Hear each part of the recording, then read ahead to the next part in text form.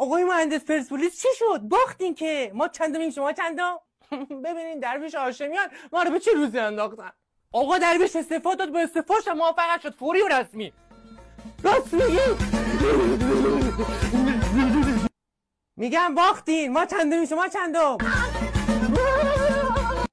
اوی با تو هم درویش رفته. میفهمی یعنی چی؟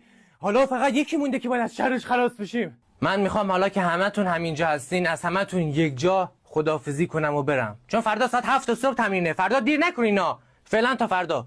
مسی داداش تبریک، رکورد 4000 دیویده موفقت مبارک. من نوکرتین سلطان. راستی آدم رفت تبریک بگم. ماشاءالله رکورد گل زدنی نیست که نشکسته باشی. ای داداش راستی از این جوونا چه خبر؟ اونام رکورد میشکنن. تازه کجا شدیدی؟ بعض وقتا اینا رو حتی با ما مقایسه میکنن. چرا دیدم اتفاقا خیلی عجیبه. اونا رو با جوونیای ما مقایسه میکنن در صورتی که همین الان به ورژن پیرمونم نمیرسن. اوه ناقلا باز فکت کمر شکن میگی؟